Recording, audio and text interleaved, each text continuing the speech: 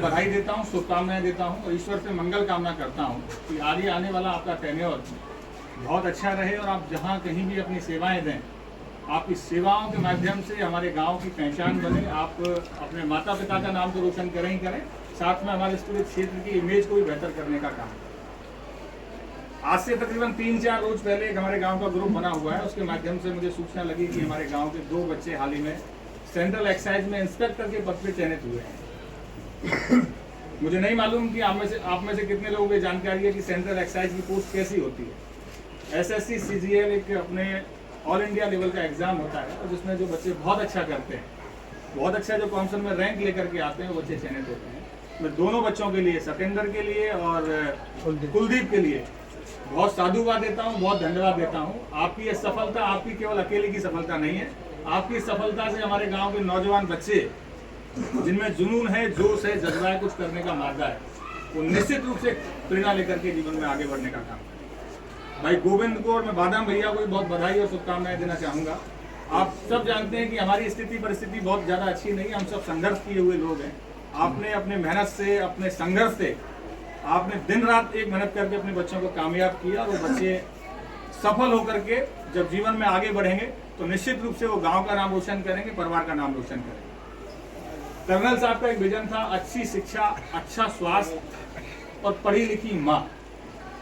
ईमानदारी से कहा जाए तो ये तीनों ही बातें बहुत महत्वपूर्ण हैं और इन पे यदि हम ईमानदारी के साथ में विचार कर लेंगे तो वो दिन दूर नहीं होगा जब सतेंद्र की तरह, कुलदीप की तरह हम सबके बच्चे भी अच्छी जगह पहुंच सकते हैं। कोई भी चीज़ जो है वो विचार से शुरू होती है, तो हम एक विचार बना लेंगे, हमारा मन बना लेंगे कि हमें ये काम करना है और सकारात्मक तरीके से जब आगे बढ़ेंगे तो सफलताएं 100% कदम चुनेंगी। और मुझे कहने में कोई गुरेज नहीं है क्योंकि मैं अपने परिवार के बीच में ही खड़ा हूँ। हमको 2-3-4 चीज़ें जो भी कप्तान भैया के प्रोग्राम में हम चर्चा कर रहे थे, उनको छोड़ने की जरूरत है। वो बातें आज से 30 साल 40 साल पहले बहुत अच्छी हो सकती थी, पर अब मैं समझता हूँ अच्छी नहीं। ये बताने की जरूरत नहीं है कि हमारे बाबा ने ये किया और इसके बाबा ने ये किया। इन बातों में कोई सेंस नहीं है। वो तत्कालीन समय की परिस्थिति 30 साल 40 साल पहले की ऐसी रही होंगी, छोटी मोटी बातों को लेकर आपसी विवाद भी पैदा हुए होंगे।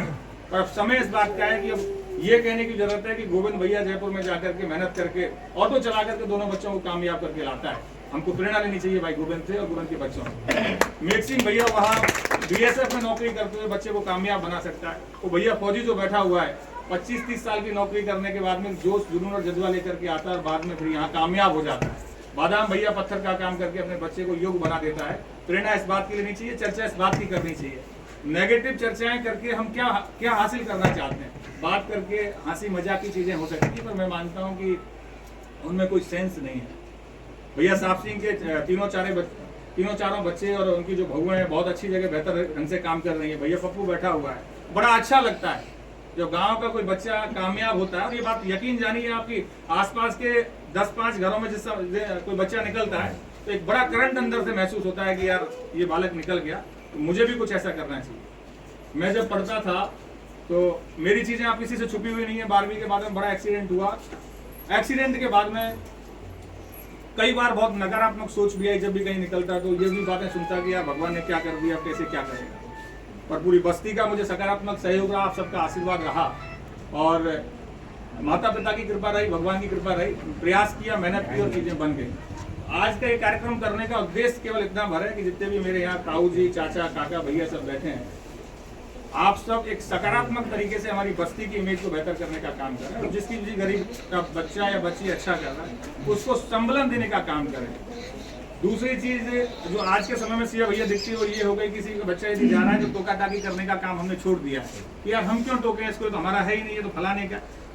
वो बच्चा अल्टीमेटली हमारा है, हमारे गाँव का है, हमारी बस्ती का है, हमारे परिवार का। टोकने टाकने का काम करो ताकि उस बच्चे को भी लगे कि भाई मेरे पीछे 50 और 100 आंखें हैं, तो सही ढंग से जीवन में आगे जा सकता है, आगे बढ़ सकता है। आज के समय में एजुकेशन की बात भी चलती है, बेटियां बहुत अच्छा कर रही हैं, उनको भी अच्छा प्लेटफॉर्म मिले। सोशल मीडिया का जो समय चल गया, सबके पास में फोन है और हमारे गांव में भी 4 बच्चे सिलेक्ट हुए, तो 4 बच्चों से गांव का आईना पता नहीं चलता। 400 बच्चे ऐसे जो शाम को 5 बजे यहाँ घूमते हुए मिलेंगे, तो बच्चे फ़ोन पे क्या कर रहे हैं, क्या देख रहे हैं, ये सब भी देख लो भैया। आप सब लोग यहाँ पधारे, जितने भी रिश्तेदार यहाँ विराजमान हैं, आप सबका भी मैं हार्दिक आभार और स्वागत करता हूँ, धन्यवाद करता हूँ। और आप तमाम लोग पधारे, आप सबका बस्ती की ओर से, मेरी ओर से बहुत धन्यवाद, बहुत अभिनंदन, बहुत स्वागत। और मैं तो ईश्वर से प्रार्थना करता हूँ कि हर बार हर साल ईश्वर मुझे ये मौका दे कि इसी गांव के, हमारी बस्ती के एरिया के 10, 15, 20 सूर्य हर साल भर्ती में निकले, तो बड़ा मोटिवेशन वो काम करता है। उन सबका स्वागत करने का मुझे मौका मिले, इससे बढ़ के मेरे लिए कोई बात नहीं हो सकती। आप सब लोग पधारे, आप सबका पुनः स्वागत, पुनः अभिनंदन। राम राम।